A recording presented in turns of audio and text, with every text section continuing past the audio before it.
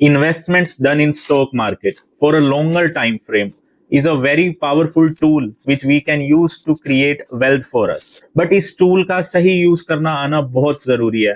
अगर आप बिना सोचे समझे, बिना रिसर्च किए किसी भी स्टॉक में किसी भी लेवल पे इन्वेस्ट करते हैं तो वेल्थ क्रिएशन तो छोड़िए, आपने जो कैपिटल इन्वेस्ट की है आपको उस पे भी लॉस देखना पड़ सकता है. हेलो दोस्तों, मेरा नाम है पीयूष वर्मानी और मैं हूं एक SEBI रजिस्टर्ड रिसर्च एनालिस्ट. आज की इस वीडियो में हम बात करेंगे 10 ऐसे की फैक्टर्स की जो आपको मस्ट फॉलो करने हैं before taking any investment decision. आप किसी भी स्टॉक को बाय करने से पहले इन फैक्टर्स को जरूर कंसीडर कीजिए. इससे आपके प्रॉफिटेबल होने के चांसेस बहुत बढ़ जाएंगे.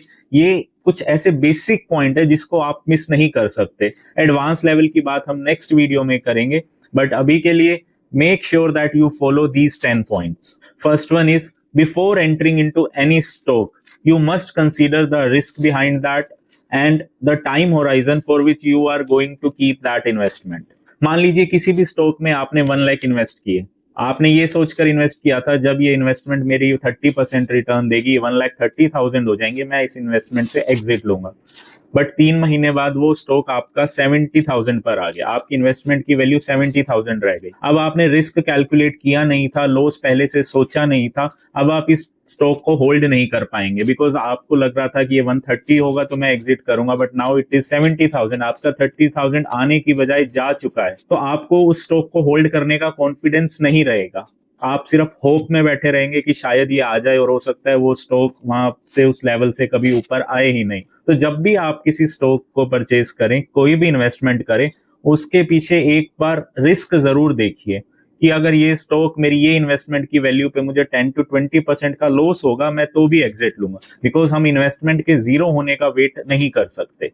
आपका टाइम होराइजन फिक्स होना चाहिए. आप शॉर्ट टर्म इन्वेस्टमेंट कर रहे हैं जो 6 महीने, 1 साल, 2 साल चलेगी, मिड इन्वेस्टमेंट कर रहे हैं जो 5 साल आप रख सकते हैं, या लॉन्गर फ्रेम की इन्वेस्टमेंट है जो 10 साल, 20 साल भी आप कंटिन्यू करना चाहेंगे. जितना ज्यादा आपका टाइम फ्रेम बड़ा होगा उतने ही चांसेस ज्यादा हैं आपके प्रॉफिटेबल होने के, उतने ही चांसेस ज्यादा हैं कि आप एक अच्छा रिटर्न कैप्चर कर पाएंगे.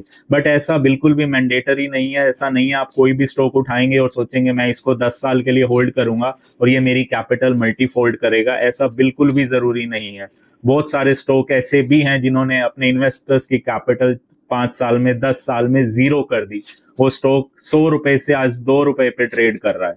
मुझे आज भी याद है वो कोविड का टाइम जिसमें मेरे पोर्टफोलियो का रिटर्न वॉज -60 to -70%. बट मुझे पता था कि मैंने जो भी इन्वेस्टमेंट्स करी हैं वो अगले 10 से 20 साल के टाइम फ्रेम के लिए करी हैं. तो उसमें 1-2 साल के रिटर्न्स कुछ मैटर नहीं करते. मैंने जिन भी स्टॉक्स में इन्वेस्टमेंट करी थी they are very fundamentally strong stocks. तो मुझे उसमें से कोई भी एग्जिट लेने की नीड उस टाइम पे फील नहीं हुई. बट अगर जस्ट मैंने ऐसे ही किसी भी स्टॉक में इन्वेस्ट करा होता तो अपनी कैपिटल का 70% जाता देख सब यही सोचते हैं कि जो बच रहा है वो बचा ले. और आज उसी पोर्टफोलियो की वैल्यू, उसी पोर्टफोलियो के रिटर्न्स मोर देन 250% हैं. जब भी आप प्रॉपर रिस्क मैनेज करके और एक प्री डिसाइडेड टाइम फ्रेम के लिए इन्वेस्ट करेंगे तो आप हमेशा उस स्टॉक को होल्ड कर पाएंगे. Third one is always follow investment strategy. आप जब भी इन्वेस्टमेंट करें, स्टॉक सेलेक्ट करें, आपके पास एक स्ट्रैटेजी प्री डिफाइंड होनी चाहिए जिसके बेस पे आप ये स्टॉक सेलेक्ट करेंगे. बिकॉज हमें किसी भी रैंडम स्टॉक में इन्वेस्ट नहीं करना है. वो स्ट्रैटेजी आप डिफाइन करेंगे अपने लिए कि आप कैसे मॉडल पर काम करना चाहते हैं.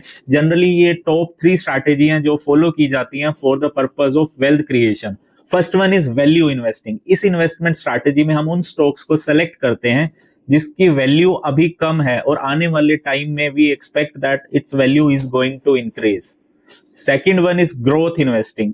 इसमें हम वैल्यूएशन या स्टॉक प्राइस को उतना कंसीडर नहीं करते. हम कंपनी के फाइनेंशियल्स पर बेट करते हैं. हमें पता है कि इसने पिछले साल 20% की ग्रोथ करी थी और आने वाले टाइम में भी ये 30% और ग्रो कर सकता है और उसका रिजल्ट हमें स्टॉक प्राइस पर भी देखने को मिलेगा. Third one is dividend investing या इनकम इन्वेस्टिंग. इसमें हम उन स्टॉक्स पर इन्वेस्ट करते हैं जो एक अच्छा डिविडेंड देते हैं और जिससे हम एक पैसिव इनकम जनरेट कर सकते हैं. आप अपनी रिस्क प्रोफाइल के अकॉर्डिंग, अपने फ्यूचर गोल के अकॉर्डिंग कोई भी स्ट्रैटेजी फॉलो कर सकते हैं. और ऑलरेडी इन इन्वेस्टमेंट स्ट्रैटेजीज पर हम पहले बात कर चुके हैं. उस वीडियो का लिंक आपको डिस्क्रिप्शन बॉक्स में मिल जाएगा. Make sure you check it अगर आपको इन स्ट्रैटेजीज के बारे में नहीं पता है. Fourth is check fundamentals before buying a stock. आप जिस भी कंपनी में अपनी कैपिटल इन्वेस्ट करने जा रहे हैं उससे पहले अपना टाइम इन्वेस्ट कीजिए, रिसर्च कीजिए उस कंपनी के बारे में, चेक कीजिए उस कंपनी की फिगर्स को, क्या वो इन्वेस्ट करने के लायक है भी या नहीं, बिकॉज यही कंपनी का डाटा, यही कंपनी की फिगर्स आपके रिटर्न्स की फिगर डिसाइड करेंगी in the future. Fundamental research एक वास्ट टॉपिक है, इसके बारे में हम इस वीडियो में बात नहीं कर सकते, बट जो मेन पैरामीटर्स हैं that are PE ratio, PB ratio, company की करंट रेशियो क्या है इस टाइम पे, डेट टू इक्विटी रेशियो क्या है, आपको ये सब चीजें देखनी है before entering into any stock.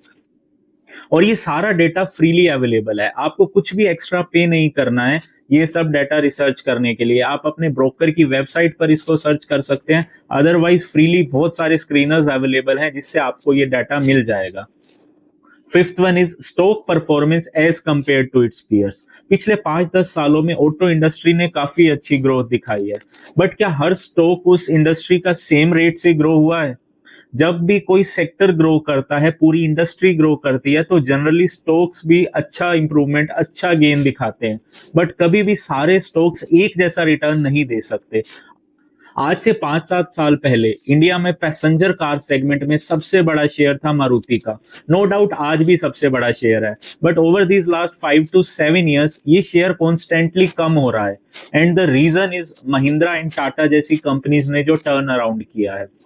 आज से किसी ने 5 साल पहले ऑटो इंडस्ट्री में इन्वेस्ट किया, अगर मारुति में भी इन्वेस्ट किया, नो डाउट अच्छा डिसीजन था और आज रिटर्न्स काफी अच्छे मिले, बट अगर हमने स्टॉक टू स्टॉक या कंपनी टू कंपनी का हर साल या 6 महीने में कंपैरिजन किया होता तो हमें पता चलता कि हमें चाहे मारुति में अच्छा रिटर्न मिल रहा है, बट उससे भी बहुत अच्छा रिटर्न हम बना सकते थे महिंद्रा में इन्वेस्ट करके। So always compare the stocks before investing, और इसको टाइम टू टाइम ट्रैक भी कीजिए। Sixth one is share holding pattern. इस पैटर्न को स्टडी करके आप कंपनी के फ्यूचर के बारे में आइडिया लगा सकते हैं। जनरली 5-6 जो बड़े शेयर होल्डर्स हैं that are promoters, FII, DII, government and the retailers in the last.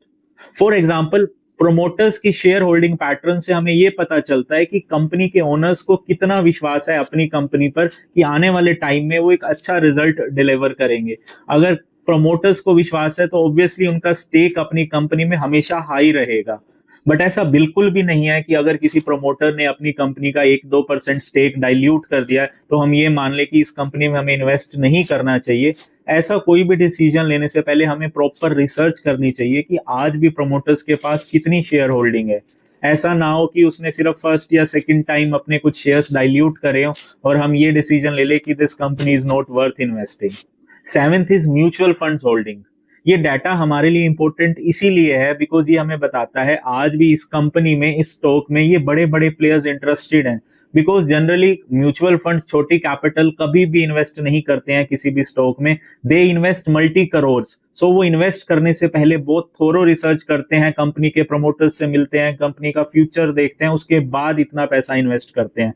सो कोई म्यूचुअल फंड अगर किसी स्टॉक में अच्छी बाइंग कर रहा है तो ये एक पॉजिटिव इंडिकेशन होती है कि आने वाले टाइम में इस स्टॉक में अच्छे रिटर्न्स मिल सकते हैं। Eighth is revenue growth of the company. हम किसी कंपनी में इन्वेस्ट कर रहे हैं और ये एक्सपेक्ट कर रहे हैं कि इस कंपनी से हमें अच्छे रिटर्न्स मिलेंगे, बट हमने कंपनी के रिवेन्यूज चेक नहीं करे या कंपनी के रिवेन्यूज ग्रो ही नहीं हो रहे या बहुत कम रेट से ग्रो हो रहे हैं, तो वहां से हमें अच्छा रिटर्न कभी भी नहीं मिल सकता, बिकॉज कंपनी के लिए एक अच्छा revenue is not a option, it is a basic necessity to survive. Otherwise ऐसी कंपनी का बैंकरप्ट होना ऑलमोस्ट डिसाइडेड है और हमें कभी भी ऐसी कंपनी से अच्छे रिटर्न्स नहीं मिलेंगे। हमने पीई रेशियो, पीबी रेशियो के बेस पे इन्वेस्टमेंट डिसीजन तो ले लिया बट रिवेन्यूज मिस आउट कर दिए, सो वो इन्वेस्टमेंट डिसीजन कभी भी सही नहीं हो सकता। So always consider revenues before investing in any company. Ninth is size of the company. किसी भी कंपनी में इन्वेस्ट करने से पहले आप ये जरूर चेक कीजिए कि वो कंपनी स्मॉल कैप कैटेगरी में आती है, मीडियम कैप कैटेगरी में या लार्ज कैप कैटेगरी में, बिकॉज इसी बेस पर आपके रिस्क और रिटर्न्स डिसाइड होंगे। आप एक लार्ज कैप कंपनी के रिटर्न्स को स्मॉल कैप कंपनी के रिटर्न्स के साथ या रिस्क के साथ कंपेयर नहीं कर सकते। स्मॉल कैप कंपनीज में रिस्क भी सबसे ज्यादा होता है एंड पॉसिबिलिटी ऑफ रिटर्न्स भी सबसे ज्यादा है। So make sure you check the type of company in which you are going to invest. 10th is volatility of the stock. इस पैरामीटर को हम जनरली इग्नोर कर देते हैं बिफोर इन्वेस्टिंग, और इन्वेस्ट करने के बाद पता चलता है कि हम इस स्टॉक की वोलेटिलिटी को हैंडल ही नहीं कर पा रहे। हमने एक्सपेक्ट किया था कि हम 2-3% का रिटर्न लेकर इस स्टॉक से बाहर हो जाएंगे, और जैसे ही हमने स्टॉक में इन्वेस्ट किया, इसमें कुछ अपर सर्किट्स लगे तो हम बहुत खुश हुए कि अपर सर्किट लग रहा है, रिटर्न बहुत अच्छे हैं। बट जैसे ही इसमें फिर लोअर सर्किट्स लगने लगेंगे, तब हम इस स्टॉक से एग्जिट भी नहीं कर पाएंगे। अगर आपने अपनी कैपिटल का मेजर चंक इन्वेस्ट कर दिया किसी ऐसे स्टॉक में जो सर्किट टू सर्किट चलता है, तो बाद में आप उसको हैंडल नहीं कर पाएंगे। इसीलिए always study the volatility before investing. ये थे 10 ऐसे बेसिक फैक्टर्स जो आपको मस्ट कंसीडर करने हैं before investing in any stock. किसी भी स्टॉक को बाय कर लेना बहुत आसान है, 2-3 क्लिक्स में ये काम हो जाता है, बट टाइम लगता है तो उस स्टॉक में, उस कंपनी के पीछे रिसर्च करने में, और यही टाइम, यही रिसर्च आपको ओवर द लॉन्ग रन एक वेल्थ क्रिएट करके देती है। And there are no shortcuts to create wealth. और अगर आपके पास इतनी नॉलेज नहीं है या इतना टाइम नहीं है स्टडी करने के लिए, रिसर्च करने के लिए, तो आप किसी भी प्रोफेशनल की एडवाइस ले सकते हैं। और इससे रिलेटेड अगर अभी भी आपको कोई डाउट है तो you can comment down, I will surely answer that. Thank you and do subscribe me for such meaningful content.